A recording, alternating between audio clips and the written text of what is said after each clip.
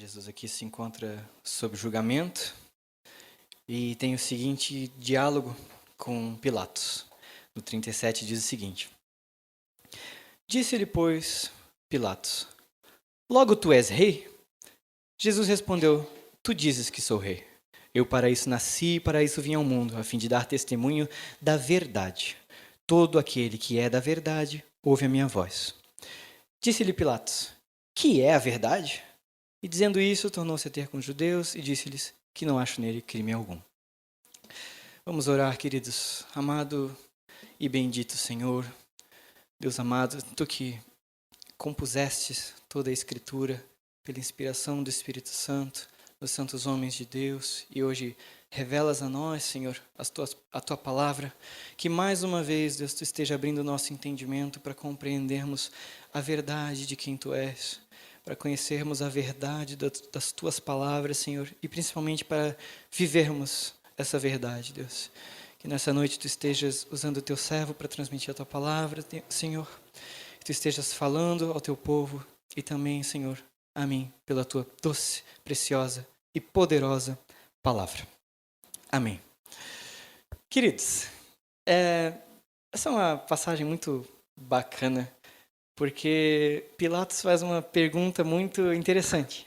Diante da afirmação de que Jesus não é desse mundo e que o reino dele não é aqui, Pilatos só responde: que é a verdade?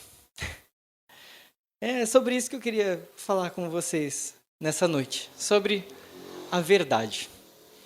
Como, pelo passar dos anos, esse tema de verdade tem atiçado a filósofos e a muita gente, a de fato ter alguma coisa para se fundamentar, a de fato descobrir o que é essa tal verdade.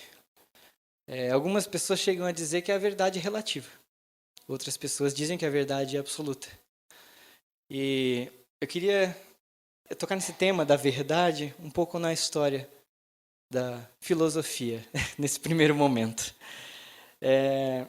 Como eu falei, a verdade ela é muito buscada por muitos filósofos, desde a época de Platão. Se eu não me engano, foi Sócrates o primeiro a falar sobre esse tema de verdade, dar um posicionamento. Mas Platão, ele falava, como eu já falei algumas vezes aqui, sobre o mundo das ideias, que esse mundo das ideias era o mundo ideal, era a verdade, e o mundo da matéria era apenas uma representação dessa verdade. A gente tem isso bem ilustrado naquele mito da caverna, onde pessoas estão olhando para uma parede e veem a sombra das coisas. E aquilo é a verdade. Só que a verdade realmente é as pessoas projetando essa sombra. É o mundo das ideias, que é mental, né, digamos assim, e o mundo da matéria, que é falsidade, digamos assim. Isso dá uma certa abrangência para o que é verdade, né? Deixa a verdade um pouco abstrata. Por outro lado, nessa época da filosofia clássica, Aristóteles dizia que a verdade não é nada disso. A verdade é tu examinar as coisas, tu dizer que aquilo ali, aquele negocinho branco é uma cadeira. Então é verdade que aquilo é uma cadeira. Toda vez que a gente vê uma cadeira, a gente vai... É uma cadeira, porque eu já examinei esse mundo da matéria, sei que é verdade, então isso é a verdade. Examinação, dialeto, conversa e enfim. E a gente vê um pouco Pilatos um pouco confuso, ou talvez desinteressado sobre a verdade. Uma vez que ele fala o que é a verdade, ele pode estar dizendo duas coisas. Ou, Jesus, essa é a tua verdade, a minha verdade não é essa? Ou, Jesus, o que é a verdade? Não importa. Talvez a verdade seja relativa, seja até inalcançável, e no fim, a verdade não importa. Por outro lado, as escrituras elas falam amplamente em todas as suas páginas a respeito desse tema da verdade. E a gente vai olhar um pouquinho para as escrituras, ainda vamos ficar um pouquinho na filosofia, mas vamos olhar um pouquinho nas escrituras sobre esse tema. Mas eu queria um pouco contextualizar o que a gente está vivendo agora. A gente vive, irmãos, num tempo pós-modernista. O pós-modernismo ele é uma linha de pensamento, digamos assim, é uma tendência de pensamento que gosta de deixar as coisas um pouco subjetivas. Por que é chamar de pós-modernismo? Porque antes disso veio o modernismo. O modernismo com alguns filósofos que diziam que a verdade era absoluta. A gente tem, se você estudar John Locke, Immanuel Kant, George Frederick Hegel, eles vão falar de uma verdade que é alcançável, que é estudável, que é alcançável, é a melhor palavra. E seja por reflexão, seja por conversa, por examinação de alguma coisa, eles vão dizer, a verdade é algo a ser alcançado, é alguma coisa. Já o pós-modernismo, do século XX em diante, ou seja, nós que estamos agora, gosta muito de dizer que a verdade é relativa. Que existe a minha verdade, que existe a sua verdade, que eu respeito a sua verdade, mas não é a minha verdade. E daí vira uma confusão de verdades. Algumas interpretações. Nietzsche dizia que a verdade era uma construção pessoal para afirmar alguma força ou para desfazer alguma fragilidade. É uma ilusão que é útil. Outros, como Richard Rorty, diz que a verdade é alguma coisa que funciona melhor para a comunidade, que traz consenso. Essa é a verdade. Outros vão dizer que a verdade é regida por instituições ou por governos, e tem mais um monte de definição de verdade, e que no fim não chega a uma verdade absoluta. Chega a tipo, isso é verdade, mas também pode não ser, e enfim. E isso a gente vê na cultura que a gente vive. Gente que se diz, eu sou mente aberta e aceito verdades como a verdade, para construir a minha verdade com base na verdade dos outros, ou descartar a verdade dos outros, enfim. Vira uma confusão, vocês percebem que vira uma confusão de verdades e no fim a verdade deixa de ser o que ela é, verdade. A verdade perde o seu significado. E o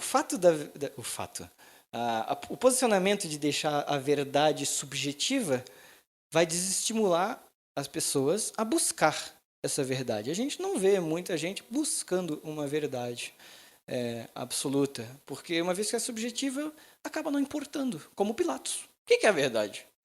Não importa. E se cada pessoa tem a sua verdade, a gente tem mais ou menos 7 bilhões, acho que a gente já chegou a 8 bilhões, de verdades diferentes no mundo. E essas verdades às vezes se chocam. Pessoas egoístas não abrem mão de sua verdade, causa conflito. Tudo porque a verdade é relativa. Então, a gente vê, queridos, que se a definição da verdade, ela reside no homem, se é o homem que define a verdade, não há de fato uma verdade. A verdade ela precisa ser definida por alguém que está além do homem. Obviamente, essa verdade precisa ser definida por Deus. Último filósofo, René Descartes, ele disse em um dos seus livros de meditações metafísicas o seguinte: agora vejo claramente que a certeza e a verdade de todo o conhecimento dependem apenas do conhecimento do verdadeiro Deus. De modo que, antes de conhecê-lo, eu não poderia ter um conhecimento perfeito de qualquer outra coisa. Mas agora que o conheço, tenho meios de adquirir um conhecimento perfeito de uma infinidade de coisas, não apenas das que dizem respeito a Deus e outros seres intelectuais, mas também da natureza dos objetos físicos, à medida que são objetos da matemática pura. Então, uma vez que eu consigo conhecer a Deus, um Deus que é todo bondoso, que é todo onisciente, eu consigo conhecer a verdade, tanto das coisas a respeito de Deus, tanto das coisas a respeito do nosso redor, do mundo que nós vivemos. René Descartes fala que a verdade ela é absoluta uma vez que há um Deus onipresente, onisciente e todo bom. As Escrituras falam que há um Deus onisciente e todo bom. E por que ele é a verdade? Porque nós, diferente de Deus, não somos oniscientes. A nossa verdade vai ser sempre falha, porque tem cantos e pontos de vista que a gente não conhece. Como que a gente pode ditar uma verdade se nós não temos o conhecimento todo de tal situação ou de tal assunto? Portanto, queridos, se esse Deus onisciente, todo bom, é quem define a verdade, entreguemos a Ele essa responsabilidade. E o interessante, o lindo, na verdade, é que Deus não só define verdade, Deus não só profere verdade. A gente às vezes diz que Deus fala a verdade, a palavra de Deus é a verdade. A verdade é algo que está inerente a Deus, é um dos atributos de Deus, é a própria verdade. Ou seja, assim como Ele é onisciente, assim como Ele é onipresente, atemporal, Ele é verdade, verdadeiro em tudo que faz. Eu queria coisinha, eu esqueci de pegar antes, perdão. E as Escrituras, elas vão falar que o Deus Trino, vão caracterizar o Deus Trino, a pessoa do Pai, a pessoa do Filho e a pessoa do Espírito Santo, como a verdade. Em Jeremias, o profeta vai dizer que o Senhor Deus é a verdade. Ele mesmo é o Deus vivo e o Rei eterno. Do seu furor treme a terra e as nações não podem suportar a sua indignação. Sobre Jesus, fala de si mesmo: eu sou o caminho, a verdade e a vida. Ninguém vem ao Pai senão por mim. E Jesus também testifica do Consolador, o Espírito Santo, que quando vier o Consolador, que eu da parte do Pai vos hei de enviar, aquele Espírito da verdade que procede do Pai, ele testificará de mim. Amém? Esse Deus, sendo verdade, tudo que ele faz, tudo que ele é revestido de verdade. Um dos atributos de Deus. E essa verdade de Deus, ela pode ser, digamos que, analisada, sistematizada em três dimensões. Deus, ele é genuíno, Deus, ele é veraz e Deus, ele é fiel. Deus, ele é verdade, ele diz verdade e ele se prova verdadeiro. E eu queria falar sobre cada um desses, sobre a genuinidade, a veracidade, a fidelidade de Deus. Então eu peço que os irmãos abram para mim, comigo, em Jeremias 10,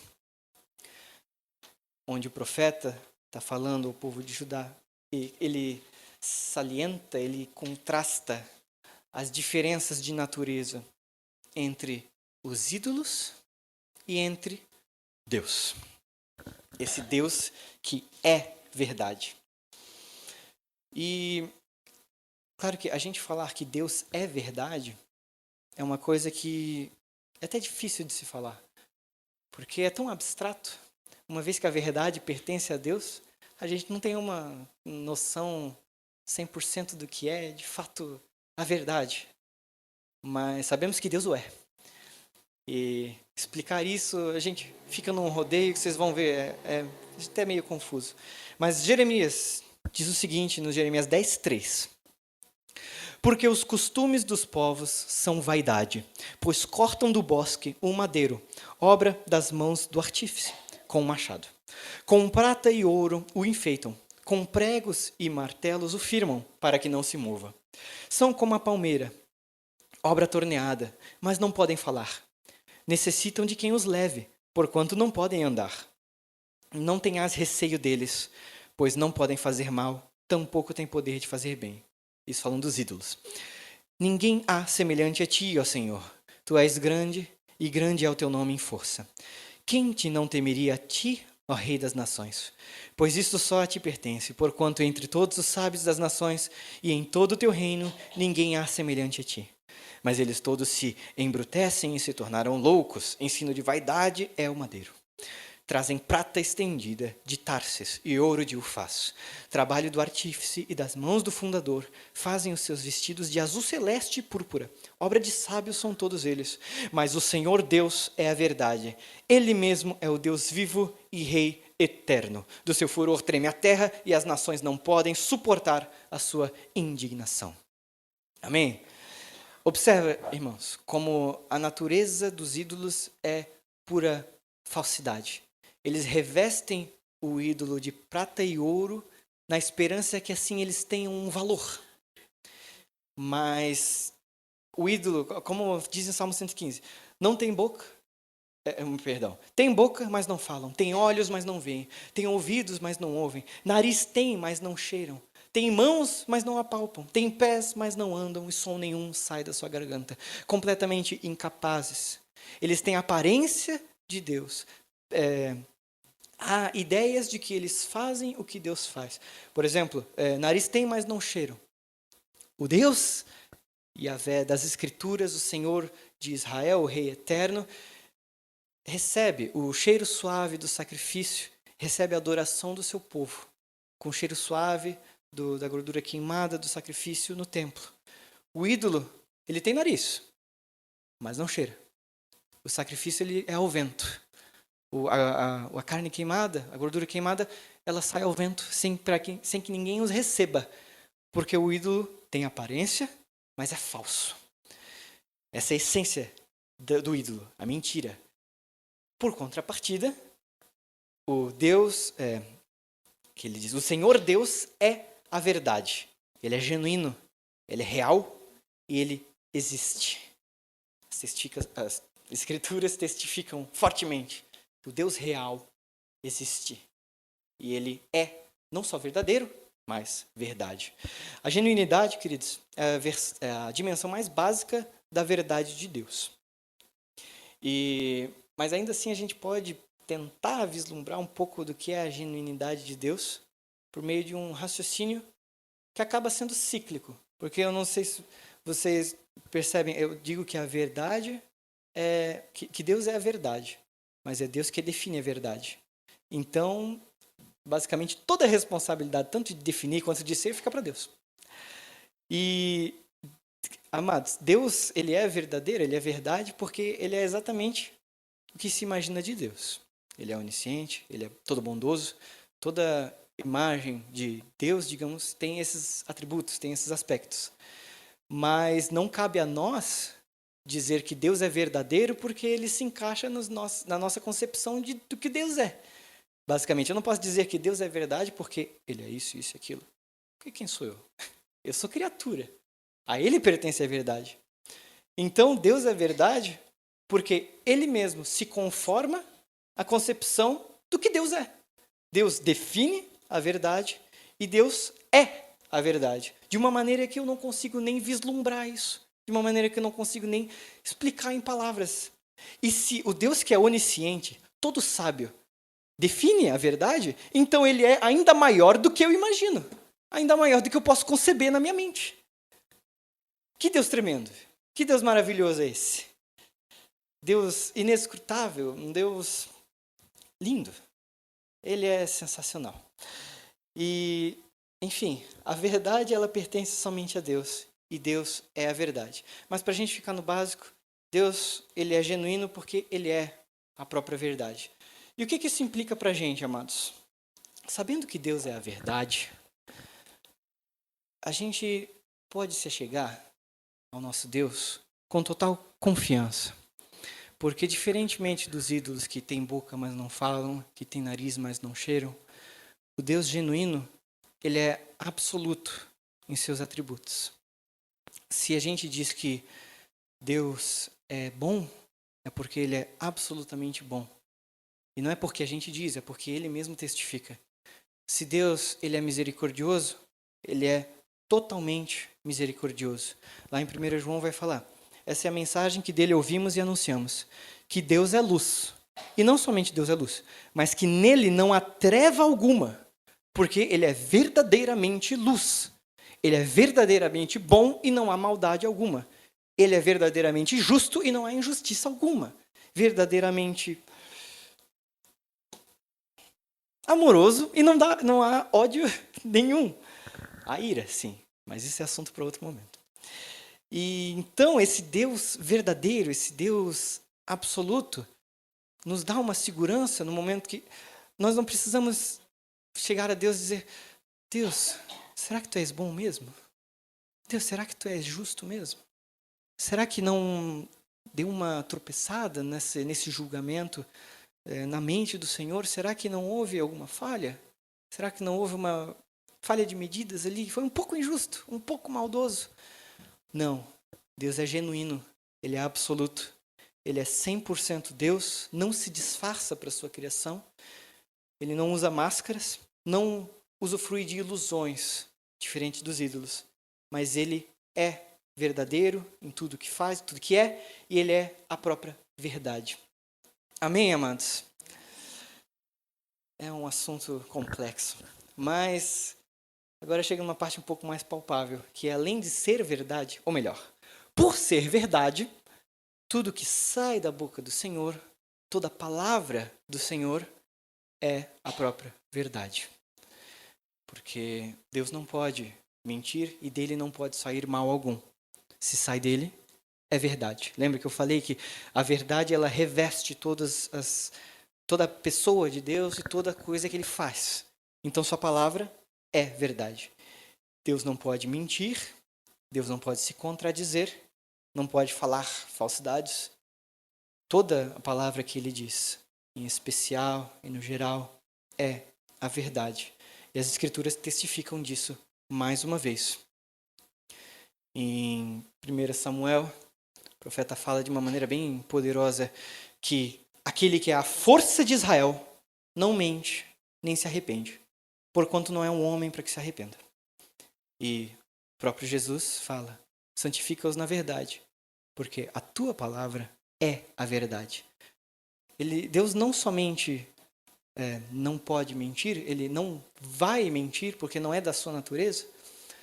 E, por consequência, toda sua palavra é a mais pura verdade.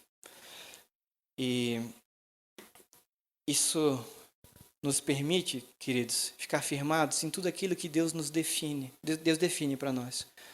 Deus fala sobre quem Ele é. Deus fala sobre quem nós somos. Deus fala sobre o pecado.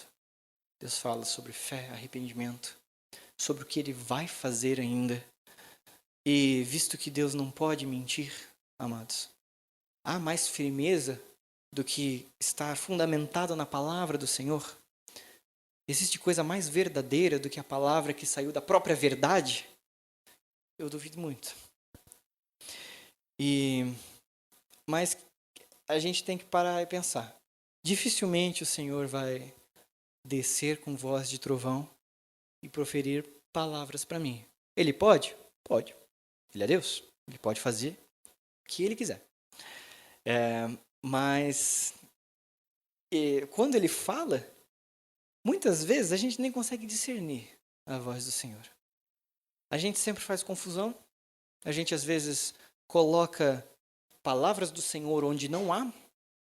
E as palavras do Senhor muitas vezes não escutamos. Não discernimos. E visto que a gente não consegue muito confiar na nossa própria capacidade, eu pergunto, onde está a palavra do Senhor? Óbvio, né? Que pergunta óbvia. Paulo vai falar para a gente onde está a palavra proferida do Senhor. Em 2 Timóteo, toda a Escritura é divinamente inspirada e proveitosa para ensinar, para repreender, para corrigir e para instruir em justiça.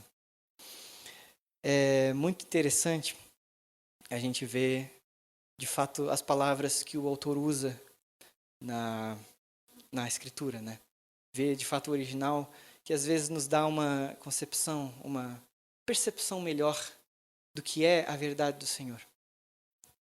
Que Paulo fala que toda a Escritura é inspirada por Deus, mas no grego ele fala que toda Escritura é theopneustos.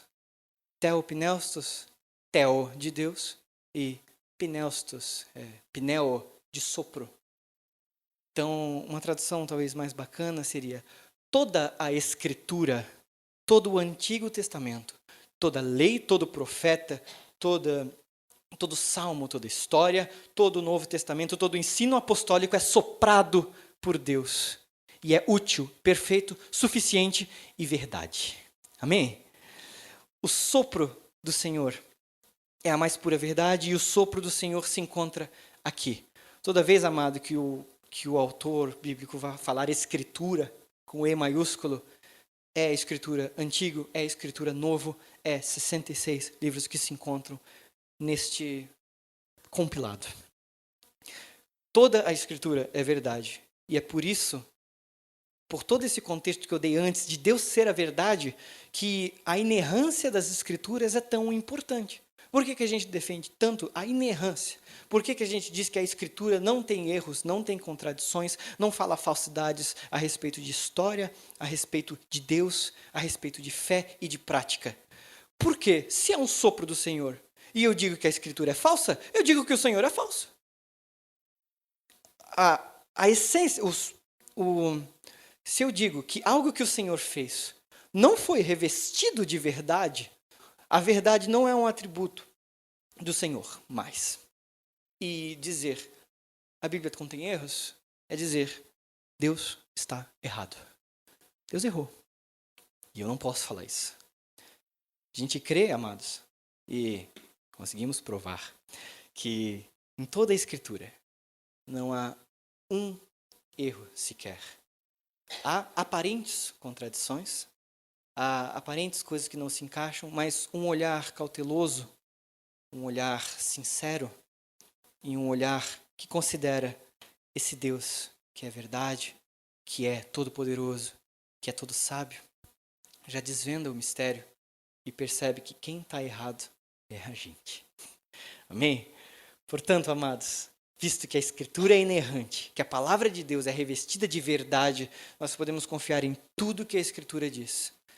Que ela fala que eu sou pecador, que eu era filho da ira, que o Senhor é misericordioso e envia o seu Filho para morrer por mim, para que pelos méritos dele eu fosse encontrado digno de estar na presença do Pai, e que ainda o Pai fará, que ainda esse Deus eterno fará muito mais coisas. Tudo isso a Escritura testifica e tudo isso é a mais pura verdade. Amém, amados? Glória a Deus. E se Deus é verdade, se a palavra de Deus é verdade, e Deus é todo poderoso, não pode mentir, dono do tempo, tudo que ele fala, ele há de cumprir. E a terceira dimensão da verdade de Deus está na sua fidelidade. A fidelidade, a gente consegue entender com muito mais clareza. Não é algo tão abstrato, não é algo tão retórico ou filosófico. Deus falou, Deus há de cumprir. Não só sabemos, mas também provamos disso diariamente. Toda boa dádiva que vem do Senhor, nós vemos o fruto da fidelidade de Deus. E nas Escrituras nós vemos os salmistas louvando a Deus pela fidelidade. Nós vemos a história de Israel sendo conduzida pela fidelidade de Deus. Nós vemos o plano de salvação, a santificação dos filhos de Deus, tudo como fruto, como resultado dessa fidelidade do nosso Deus santo, sincero, genuíno, verdadeiro. E, novamente, as Escrituras testificam dessa fidelidade, nós cantamos sobre essa fidelidade constantemente. O próprio herege Balaão vai falar pelo Espírito de Deus que Deus não é homem para que minta, nem filho do homem para que se arrependa. Porventura diria ele e não o faria? Ou falaria e não o confirmaria? E, novamente, no Novo Testamento, o apóstolo Paulo, dando a esperança na fidelidade de Deus, diz que em esperança da vida eterna, a qual Deus, que não pode mentir, prometeu antes dos tempos, dos séculos. E se ele prometeu, ele há de cumprir. Essa fidelidade que nós nos apegamos, essa fidelidade que nos permite falar com o Senhor, rogar, pedir, sem que haja desconfiança, sem que haja falsidade no nosso falar. E a gente vai ver diversas vezes nas Escrituras, queridos, que a palavra de Deus ela é categorizada, ela é chamada de pura. A palavra de Deus é pura. O Salmo 12, especificamente, ele fala que a palavra de Deus é como a prata que é refinada em forno de barro, purificada 7 vezes. Por que isso, amados? Porque é muito comum a prática da copelação, de purificar o metal. Porque no minério, se tem prata, se tem zinco, se tem cobre, se tem uns metais comuns, além da prata.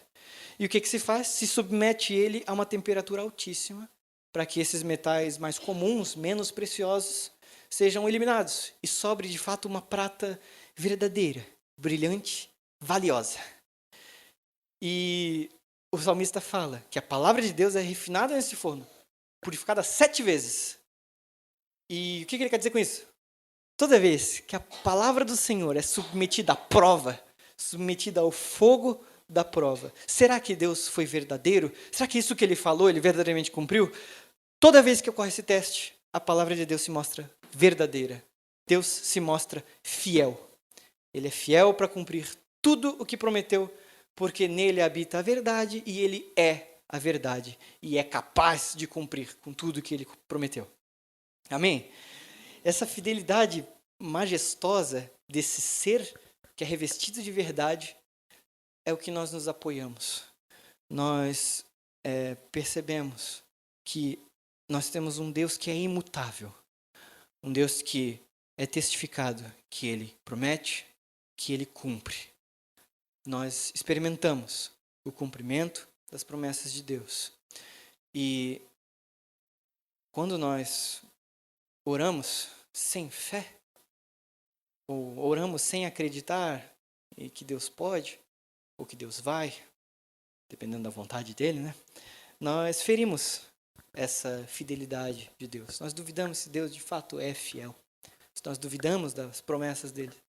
E uma vez que nós duvidamos da fidelidade de Deus, nós duvidamos da verdade de Deus, duvidamos da palavra de Deus, e tudo perde seu fundamento. Mas uma vez que Deus é fiel, que o povo de Deus é apoiado nessa fidelidade do Deus que é verdade, o Senhor é glorificado e o Senhor opera mediante o seu amor e toda a sua verdade. Amém? Amados, esse é o nosso Deus. Essa é a verdade expressa do nosso Senhor. Uma vez que Ele é verdade, completamente transcendente, superior a nós em intelecto. Tudo que Ele fala é verdade, tudo que Ele faz é verdade. E, amados, com os outros atributos de Deus, por exemplo, a bondade de Deus, o amor de Deus, a santidade de Deus, a justiça de Deus, tudo isso Ele compartilha com a sua criação. Nós temos a noção do que é bondade, temos um senso de justiça, ainda que falho. Nós somos chamados a ser santos, a sermos santificados constantemente. E esses são os atributos que Deus comunica, os atributos comunicáveis de Deus, que Ele não restringe só para si. Por exemplo, Ele não vai nos fazer onipresente. Isso é uma coisa só do Senhor. Não vai nos dar onisciência. Isso é uma coisa só do Senhor. Mas o amor, a bondade, Ele nos chama a praticar. Semelhantemente, a verdade, Ele nos chama a praticar. Deus convoca a sua criação para que ela ande em verdade. E o próprio Jesus diz que a hora vem, inclusive, caso os irmãos não saibam, já veio a hora em que devemos adorá-lo em espírito e em verdade. Glórias ao nosso Senhor. E, amados, todas essas dimensões da verdade de Deus, ela se aplica ao homem e Deus convoca o homem a, de fato, aplicá-las, né? Ou seja, nós devemos praticar genuinidade, veracidade e fidelidade. Nós devemos, primeiramente, acima de tudo, no primeiro, caso os irmãos queiram começar a ser verdadeiro agora, a primeira coisa que tem que começar a ser é genuíno. A genuinidade, ela fala sobre quem nós somos. Nós devemos ser verdadeiros em quem nós somos e, obviamente, isso se aplica aos relacionamentos. Tanto comigo mesmo, como com o meu próximo, como com Deus. E comigo mesmo. Na ceia do Senhor, queridos, nós somos chamados, o Senhor ordena que nós examinemos a nós mesmos, para que nós, por meio do Espírito Santo, reflitamos e pensamos quem nós somos. Quais são os nossos pontos fracos? Quais são as nossas fraquezas? O que eu tenho como identidade, de fato, né? E será que eu estou sendo quem Deus me fez para ser? Isso pode parecer discurso motivacional, mas é a verdade, amados. Deus nos fez com um propósito, para nós sermos alguém. Não simplesmente para fazermos, mas para sermos. E temos sido. Eu tenho a visão verdadeira de mim mesmo Porque às vezes, com a nossa mente falha, com o nosso engano, nós criamos ilusões sobre quem nós somos. Às vezes nós nos achamos insignificantes demais, esquecemos que somos alvo do amor de Deus, mas às vezes nós nos achamos merecedores demais, credores do Senhor, esquecemos que somos dependentes dele, que somos pó. E a gente só consegue discernir quem nós somos se nós olharmos para um espelho. E Tiago fala sobre onde encontrar esse espelho.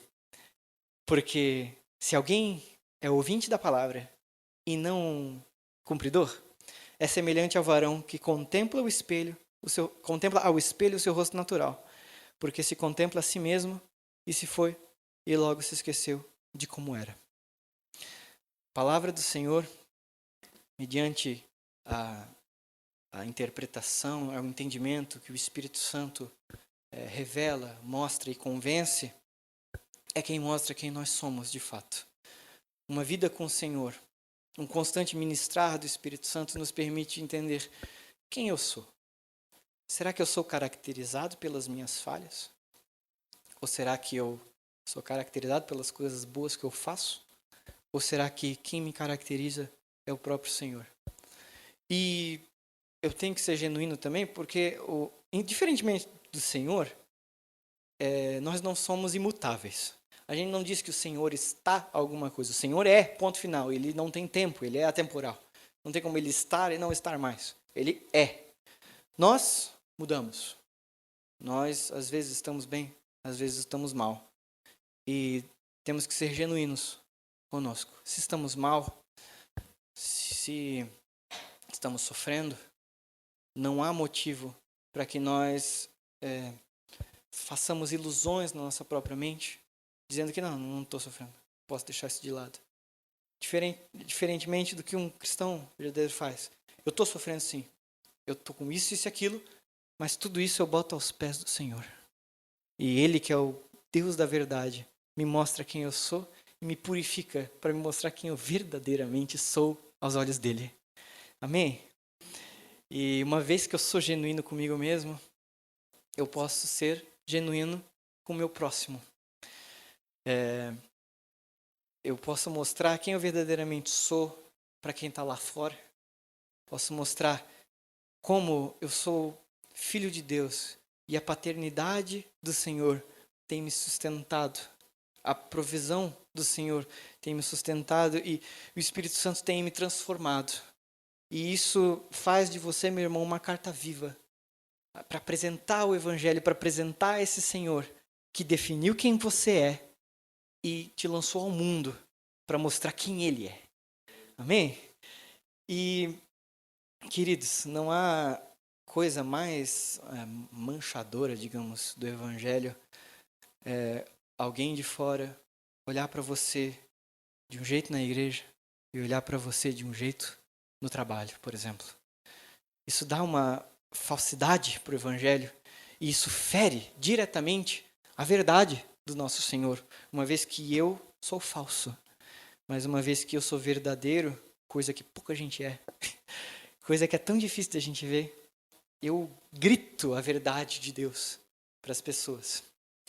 E além disso, além de falar para os outros de fora, precisamos, irmãos, ser genuínos uns com os outros na fraternidade do corpo de Cristo. A igreja, ela tem que sofrer junto e ela tem que crescer junto, na honestidade e na verdade uns com os outros. Por exemplo, meu irmão, se alguém te pergunta, irmão, você está bem? E você não está bem, há motivos para você dizer, não, estou tranquilo. Isso me parece uma ilusão. Isso me parece uma desconfiança, uma falsidade entre irmãos. Isso não pode ocorrer. Como é que um irmão vai orar por você se você não é genuíno? Como é que um pastor vai aconselhar se você não é verdadeiro sobre quem você é ou sobre o que você está passando? Lá em Efésios 4, Paulo fala sobre os ministérios, fala sobre o pastoreado, sobre o apostolado, sobre o profeta. E ele diz que todo o corpo, bem ajustado e ligado, segundo a justa operação de cada parte, ele é edificado em amor. O corpo unido, um corpo que é transparente um com o outro, cresce junto. Eu preciso ser genuíno com meu irmão. Eu não preciso contar todos os meus segredos, contar todos os meus problemas, mas eu preciso me achegar a alguém capacitado dentro do corpo de Cristo para dizer: pastor, eu não consigo controlar minha ira. Eu sou uma pessoa irada. Ou pastor, meu casamento está se arruinando. Pastor, eu não consigo amar minha esposa. Pastor, eu sou viciado em pornografia. Pastor, eu sou viciado em jogos de azar. Pastor, eu preciso me libertar. Pastor, eu não sei nada sobre a Bíblia, eu tenho vergonha disso. Pastor, eu preciso de um aconselhamento. Pastor, eu não tenho fé, eu não sinto nada no culto. Pastor, eu estou sendo sincero, transparente. Assim o corpo de Cristo opera. Assim a igreja flui. Um irmão capacita o outro, um irmão ora pelo outro. E, meu irmão, se você não se sente confortável de ser tão transparente, apenas um irmão, não estou bem, ora por mim. Isso já basta. Isso mostra que, assim como esse irmão, você também é frágil.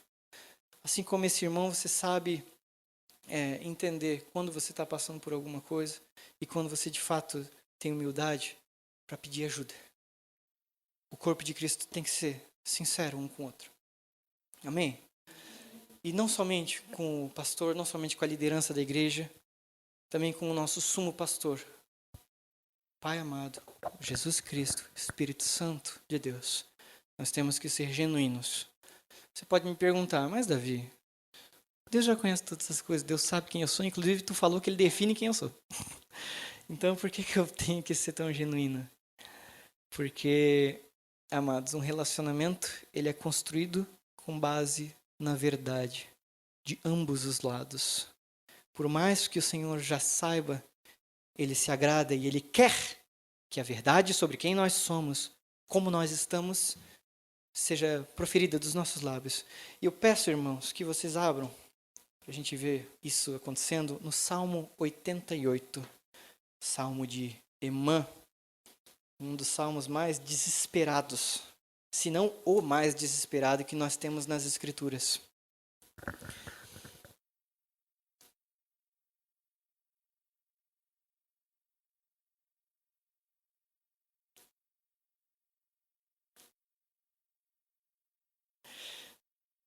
Amém? Encontraram? Salmo 88, eu acho que ele é meio grande para eu ler tudo, mas vamos ter uma noção de como ele é. O salmista começa: Senhor, Deus da minha salvação, diante de ti eu tenho clamado de dia e de noite.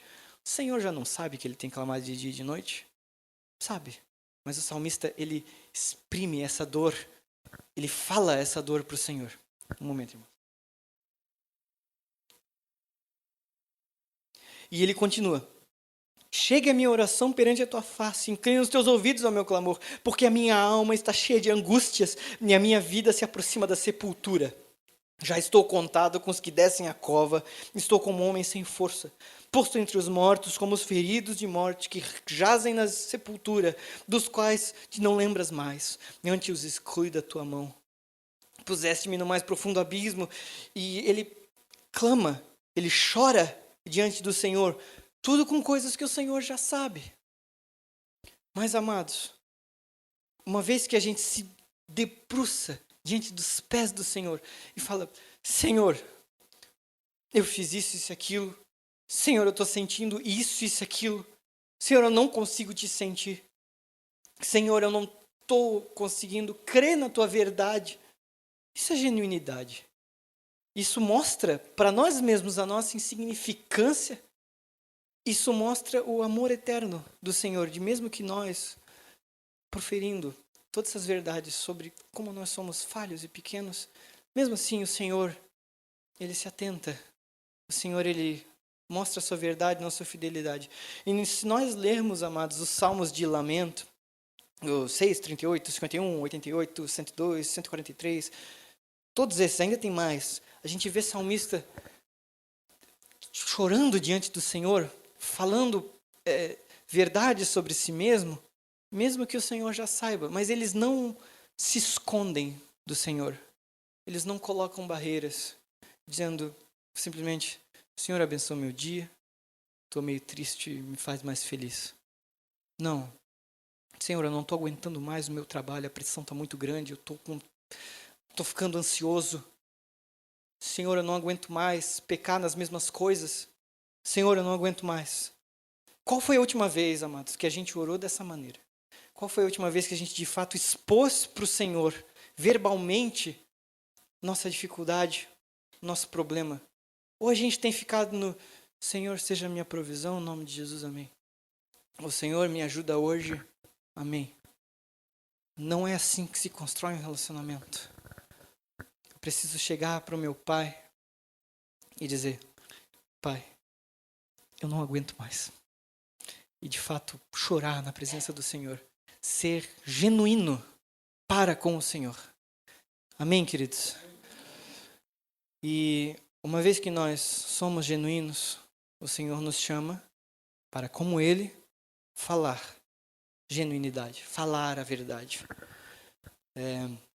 O Senhor abomina o mentiroso. E várias vezes quando Paulo vai falar sobre aquelas listagens de pecado que ele fala, o fornicador, o idólatra, o avarento, ele fala, o engano lá em Romanos, não mintais uns aos outros lá em Colossenses, a lei veio para os mentirosos em 1 Timóteo, ou lá em Apocalipse 21, todos os mentirosos vão para o lago ardente. O Senhor abomina a mentira. E, óbvio, o mais famoso, não dirás falso testemunho, em Êxodo 20. Gente, falar que não se deve mentir é óbvio, a gente aprende isso desde criança. Mas eu pergunto para vocês, e é uma coisa que ainda pega muita gente. E quando a mentira parece ser a melhor opção? O que a gente faz? Quando falar a verdade vai machucar alguma pessoa? Quando falar a verdade vai me prejudicar financeiramente? Ou prejudicar outra pessoa financeiramente? Ou trazer qualquer espécie de prejuízo? O que a gente faz? Muita gente pensa que mentira só é pecado quando traz prejuízo. Mas uma vez que Deus é verdade, e eu dei todo esse contexto de como Deus é verdade, nenhuma mentira é justificada. Uma vez que nós proferimos algo que é falso, a verdade de Deus é desonrada, independente do contexto. Vou dar um exemplo das próprias escrituras. Não precisa abrir, mas lá em 1 Samuel fala sobre quando Davi está fugindo de Saul. E ele está sempre naquela fuga frenética, né? E ele chega ao lugar onde está o sacerdote Aimeleque. E o que Davi fala para Aimeleque? Chega lá, provavelmente tudo ofegante. Eu estou fazendo um negócio que o rei me encomendou, eu não posso falar, mas eu preciso que tu me dê o mantimento aí dos pães da propiciação para eu continuar a minha jornada. Davi estava se safando. Ele, de fato, precisava do mantimento para continuar a fuga. Mas por que Davi falou que estava sendo encomendado pelo rei, fazendo um afazer para o rei? Obviamente, na ignorância, Aimeleque ele fornece os mantimentos para Davi. Só que Davi não conta que Doeg, um dos criados de Saul, também está lá. E dedura a Davi para Saul. E o que acontece? Até eu estava conversando com a Vitória, é triste. Me dá um pesar no coração quando eu leio essa passagem, porque Saul se achega a Aimeleque, que de toda sinceridade de coração, de todo bom grado, forneceu mantimento para Davi. E Saul chega lá, basicamente, que história é essa? O que tu fez que deixou esse fugitivo sair? E Aimeleque fala, meu Deus do céu. Aimeleque fala, Aimeleque a rei disse, que entre todos, calma, longe de mim tal coisa, não impute o rei coisa nenhuma a seu servo, nem a toda a casa do meu pai, pois o teu servo não soube nada de tudo isso, nem muito, nem pouco. E Saul responde, Aimeleque, morrerás certamente tu e toda a casa do teu pai. E nesse dia, 85 sacerdotes, 85 pessoas de éfode de linho foram mortas. Por quê? Porque Davi precisava se safar. É terrível que... eu acho engraçado, na verdade, como Deus usa o homem segundo o coração dele para mostrar que até esse homem é falho. O pecado com Batseba, por exemplo, o homem segundo o coração de Deus também falha. Nós também falhamos, mas a questão é, olha a consequência de 85 mortes. Aimeleque, sacerdote, toda a sua casa mortos por causa de uma mentira, mesmo com boas intenções. A intenção de Davi era boa, mas o método que ele usou foi corrupto, de mentir. E por que Davi fez isso? Provavelmente por um momento de falta de fé. Toda vez que a gente recorre à mentira, recorre a algo que é contrário à natureza de Deus, nós não estamos com fé no que é inerente à natureza de Deus, que é a própria verdade. O próprio Davi fala depois, o que usa de engano não ficará dentro da minha casa, e o que profere mentiras não estará firme perante os meus olhos. E por fim, tem um provérbio que fala isso, resume isso perfeitamente. Os lábios mentirosos são abomináveis ao Senhor, mas os que obram fielmente são o seu deleite. Amados, mentira não é justificada. Nós devemos proferir verdade. Por quê? Porque Deus é verdade. E toda a nossa obra, toda a nossa adoração, se dizemos que temos uma adoração constante ao Senhor, nossa palavra também tem que ser uma adoração constante. E um Deus de verdade, ele é bem servido com verdade. Amém? Por fim, queridos, Deus é fiel. E nós também precisamos ser fiéis. Queria abrir com os irmãos novamente. Lá em Mateus. Tem uma passagem que fala muito sobre fidelidade aplicada a nós. Uma passagem muito mal interpretada, inclusive. No Sermão da Montanha, Mateus 5, Jesus fala algo muito inusitado, porque ele está falando, ouvistes o que foi dito, não matarás, mas qualquer um que se irá desejar o mal para o seu irmão, já está condenado. Não adulterarás, mas qualquer um que olhar com intenção, também já comete pecado. E Jesus vai falar em Mateus 5,33 o seguinte: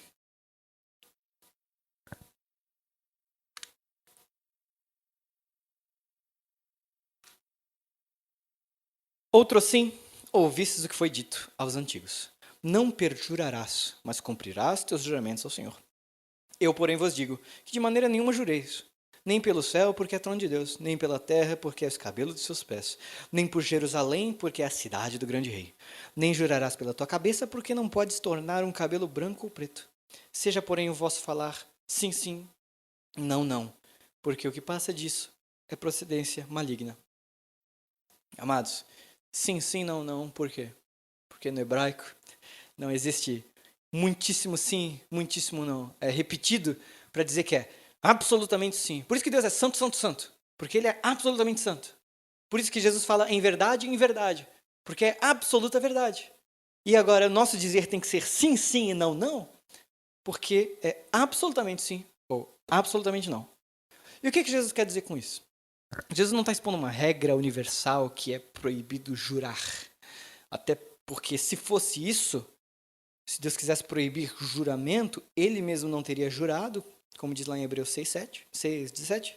Ele não teria orientado quanto ao juramento no Antigo Testamento e nem teria ordenado: o Senhor teu Deus temerás, a ele servirás e pelo seu nome jurarás. O juramento em si não é a questão. A questão é a fidelidade de quem fala. A questão é a necessidade de um juramento. Se eu preciso estar em juramento com testemunha para que a pessoa acredite no meu falar, é porque o meu testemunho e a minha índole já não são suficientes. E não é isso que Deus quer. Porque Deus quer que eu, como Ele, seja a verdade. E que eu seja a prova de que eu vou cumprir o que eu falei. Que você, meu irmão, não precise de artifício para a pessoa confiar em você. O que eu tenho, o que eu penso? Isso é Davi falando. Que se tem dúvida, que não haja comprometimento. Mas se há comprometimento, que seja cumprido. E as escrituras testificam disso. lá no Salmo 15, diz: Senhor, quem habitará no teu tabernáculo? Quem morará no teu santo nome? E alguns versículos depois, aquele que, mesmo que jure com dano seu, não muda. E queridos, não tem coisa mais triste do que ver um cristão, alguém que segue ao Senhor da verdade, não conseguir cumprir com o horário, não conseguir se comprometer, não diz que, fechou, negócio fechado, eu vou, e daí chega no compromisso, cadê? Não tem peso a palavra, não tem verdade na palavra, não tem confiabilidade. E como o Senhor é confiável, como nós podemos confiar nele, nós dizemos que podemos, Ele quer que nós também sejamos. Amém, queridos? O Senhor, Ele é a verdade. O Senhor, Ele é verdadeiro. O Senhor, Ele profere verdade. E Ele se prova verdadeiro na sua fidelidade. E com isso, Ele nos orienta a sermos assim também. Que nós sejamos verdadeiros uns com os outros. Que nós sejamos verdadeiros para nós mesmos e com Ele. E também digamos verdade. Porque, queridos, o X da questão, a questão da verdade é unicamente porque Deus é a verdade. Qualquer coisa que sai disso é procedência maligna. Por que é procedência maligna? Se não é verdade, já não é mais de Deus. Se nós falamos verdade, já não falamos mais de Deus. E por fim, para concluir, eu queria ler com vocês o Salmo 15, que é bem curto. Estamos navegando bastante nas Escrituras, mas tive que fazer isso. Para concluir,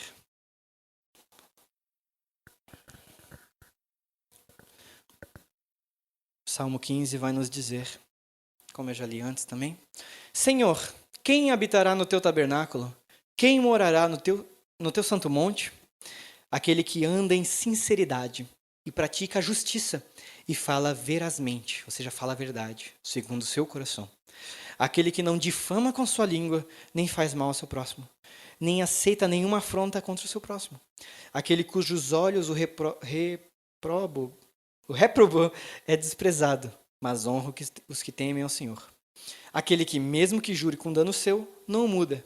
Aquele que não empresta o seu dinheiro com usura, nem recebe peitas contra o inocente. Quem faz isso nunca será abalado. Aquele que vive na verdade nunca será abalado. Amém? Amados, vamos colocar de pé. Vamos orar a respeito disso.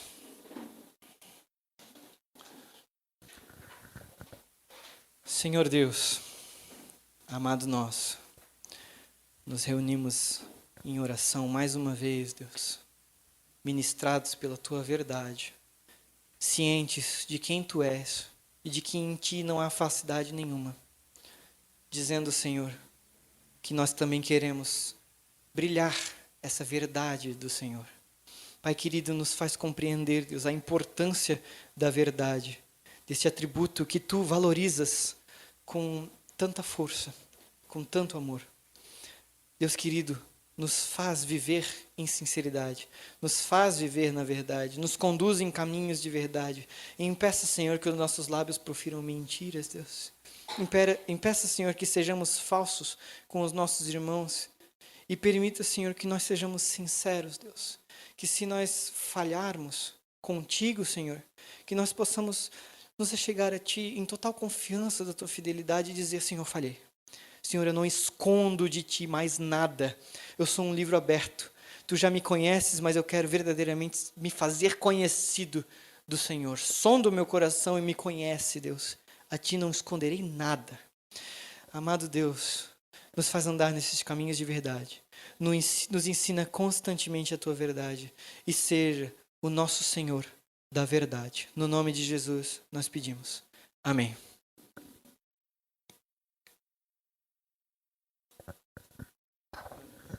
Amém, graças a Deus. Pode se assentar por um minutinho só, irmãos. Já estamos encerrando o culto e louvamos a Deus pela palavra ministrada. A palavra diz que o diabo é o pai da mentira, né? E Deus é a verdade. Então, não há meio termo, né, irmãos? Não há, só há uma opção, né? Vamos passar para os irmãos os avisos para essa semana, então. Por gentileza, está aqui? Pensei que